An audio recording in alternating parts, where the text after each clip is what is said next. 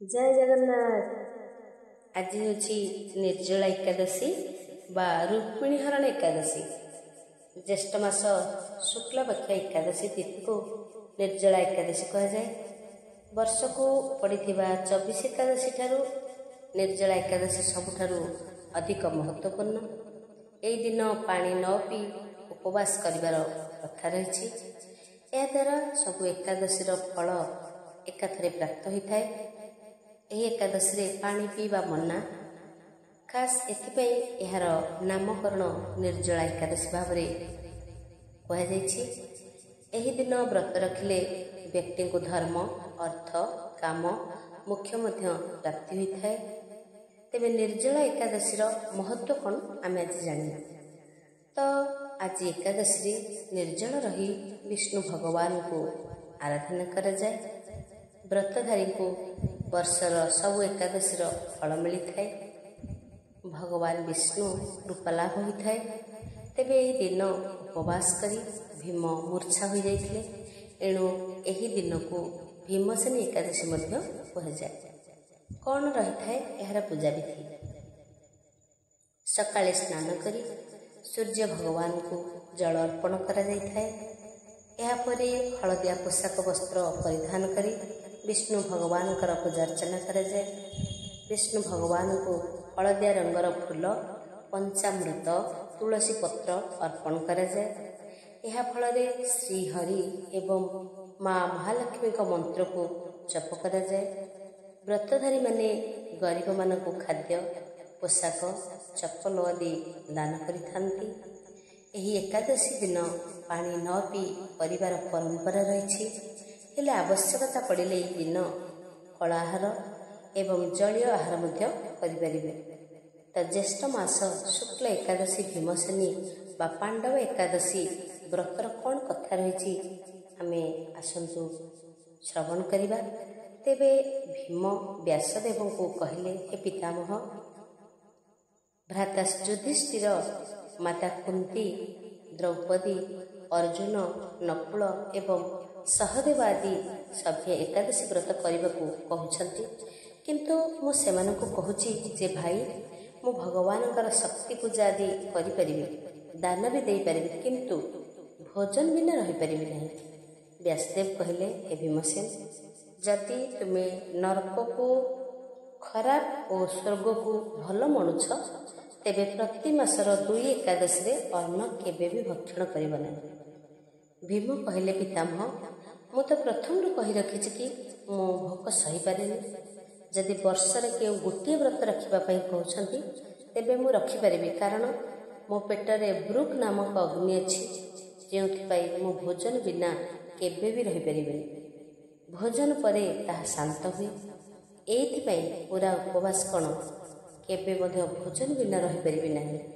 अर्थात आपण मते एमिति एक व्रत कथा कहतु जहाँ वर्षकर मात्र थरे करने को पड़ुथिबो आउ ताको पालन करी मु स्वर्ग प्राप्त करिपारिबे।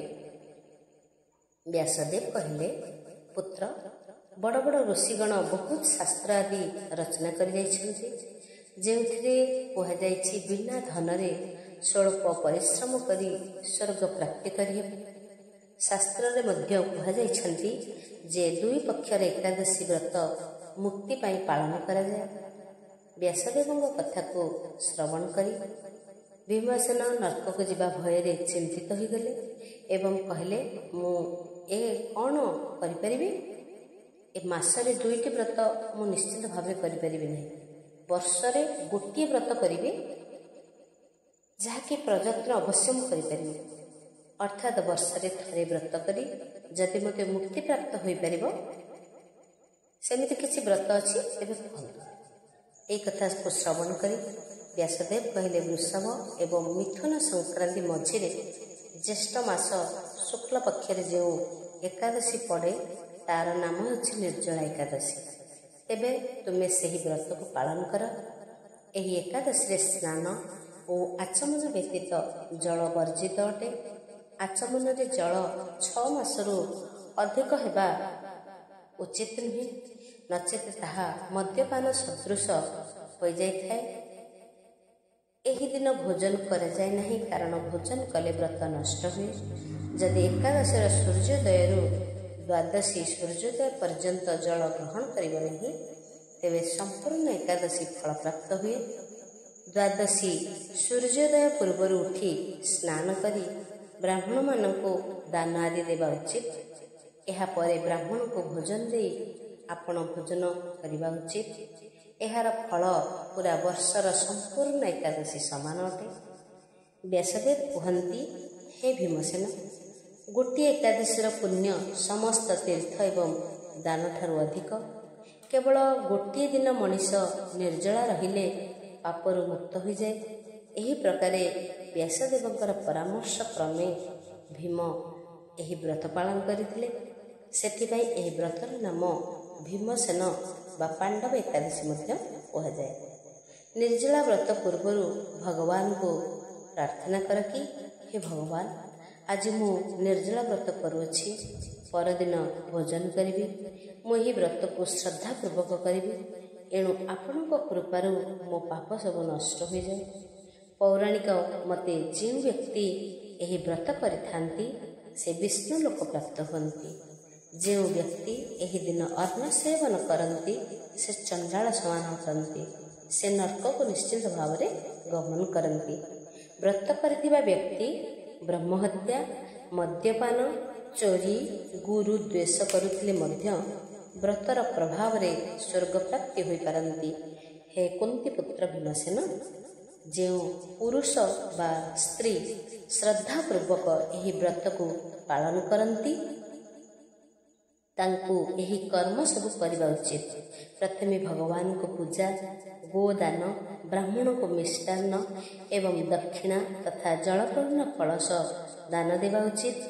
ନିର୍ଜଳା ଦିନ ଅନ୍ନ, ବସ୍ତ୍ର, ଉପହାର ସ୍ୱରୂପରେ ଜୋତା, ଚପଲ ଆଦି ଦାନ କରିବା ଉଚିତ। ଭକ୍ତିପୂର୍ବକ ପାଣ୍ଡବଙ୍କର ଏହି କଥାବସ୍ତୁ ଶ୍ରବଣ କରିବା ଉଚିତ।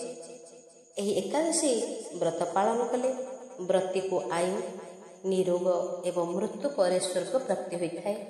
ଭୀମସେନ ଏହି ନିର୍ଜଳା ଏକାଦଶୀ ବ୍ରତ ପାଳନ କରିଥିବାରୁ ଏହାକୁ ଭୀମସେନୀ ଏକାଦଶୀ ବୋଲି ମଧ୍ୟ କୁହାଯାଏ। ତେବେ ଏକାଦଶୀ ମାହାତ୍ମ୍ୟରେ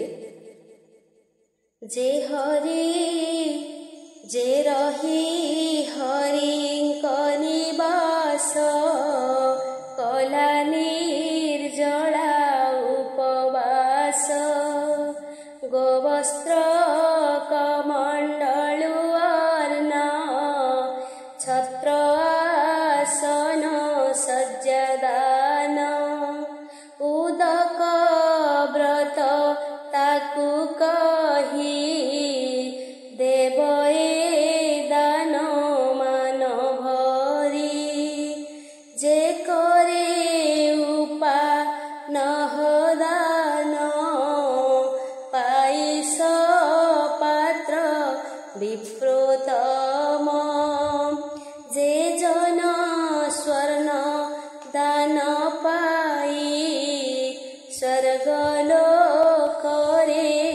ପୂଜା ହୋଇ, ଶୁଣିବା ପଢ଼ିବା ନିର୍ଜଳା ସ୍ୱର୍ଗଦାନରେ ଏ କୁଶଳା, ସିନ୍ଧୁ ଗଙ୍ଗାରେ ଉପରାଗେ ଶ୍ରଦ୍ଧା କରିଣ ଶ୍ରଦ୍ଧା ଭାବେ ଦନ୍ତ ଧାବନ ପର୍ବ କରି ନିୟମ କରିବ ବିଚାରି, ଏକାଦଶୀରେ ନିରାହାର ହୋଇ ଛାଡ଼ିବ ନିଶ୍ଚେ ଜଳ, କରିବ ଏକାଚମନ ଶ୍ରୀକୃଷ୍ଣ ପାଦ ପ୍ରୀତି କାମ, ଦ୍ୱାର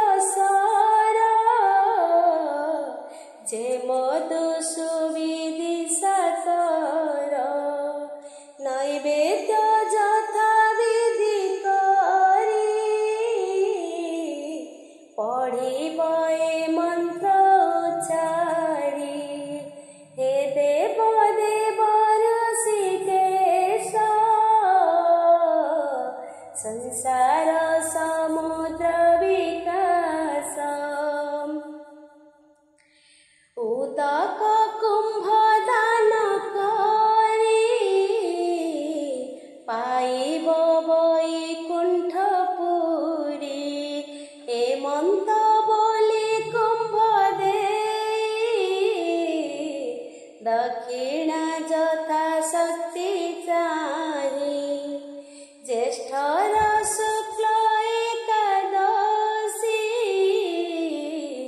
जे जन करई विशेषी जल कुंभको स्पर्श करी दियई द्विज बरी से विष्णु सन्निधि की पाई रही प्रमोदित होई ब्राह्मण मानंको बुंजी बघेनी बंधु भाई ए रूपे पापनाशिनी एकादशी की जेऊ ज्ञानी संपूर्ण विधि करे शेर सर्व पापरुनि स्तरे अंतरे निरामय पद पाई भुंजई सुसंपद ए शुभ एकादशी पुणी कले भीम वीरमणि से दिनु आरंभ ज्येष्ठ मासर एकादशी श्रेष्ठ से दिनु पांडव द्वादशी होई रहिला प्रतिदिशी इति श्री ब्रह्मवैवर्त पुराण ज्येष्ठ शुक्ल निर्जल एकादशी महात्म्ये नाम चतुर्दशोऽध्यायः। भगवान श्रीकृष्ण सह देवी रुक्मिणीकर विवाह हिंदू पौराणिक मतरे रुक्मिणी विवाह बा रुक्मिणी हरण एकादशी नाम ख्यात एही पौराणिक घटनार स्मारकी स्वरूप प्रतिवर्ष ज्येष्ठ शुक्ल एकादशी तिथि कृष्ण मंदिर गुड़िकर एही विवाह उत्सव पालन होता है। पुरी श्रीमंदिर रे मध्य रुक्मिणी विवाह उत्सव महा आडंबर रे पालित होता है एवं एही एकादशी पालन करने द्वारा समस्तंकर शारीरिक मानसिक आध्यात्मिक क्षेत्र में अनेक उन्नति होता है एवं श्रीमंदिर रे राजेन्द्राभिषेक नीति पालन करा जाए। ज्येष्ठ मास शुक्ल दशमी दिन अर्थात आज एकादशी पूर्व दशमी दिन राजेन्द्राभिषेक नीति पालन करा जाई सारिछि एवं संध्या धूप नीति बढ़ी सारिबा परे मदन मोहनंकर आज्ञा मालने भोग बाटरे गणेशक ठारे पड़िथिबा खट उपरे विजे करिथिले एवं भीतर सौध हो जाइथिला। जय विजय द्वार बंद हो जगमोहन को संपूर्ण अंधकार कर दिया जाइथिला एवं सही समय रे गर्भगृह महालक्ष्मीकर आलट सेवा मध्य होइथिला। एही उतारू जणे डगर आसी मदन मोहन निकट में रुक्मिणीकर विवाह प्रस्ताव जनईथिले एवं स्वयं प्रभु राजेन्द्राभिषेक हेबा निमंते मध्य कहिथिले। त श्री मदन मोहन महाजन मानकर हस्तरे विजयपूर्वक पट्टमूल थिबा एक सुसज्जित रथरे आरोहण मध्य करिथिले। घंट छता काहाली बाजी विमान बड़ माने से रथ को बड़ देउलर बेढ़ा परिक्रमा करी पुनश्च बटमूल रखिथिले। एही समय रे पालिया खुंटिया गराबुड़ सेवक माने उपस्थित रहिथिले एवं तांकर सही विवाह उत्सव को समस्ते दर्शन करी प्रभुंकर सान्निध्य लाभ करथिले एवं एकादशी व्रत पालन करने द्वारा आमर धर्म अर्थ काम मोक्ष प्राप्ति पाई प्रभु निकट में प्रार्थना करी। जय जगन्नाथ।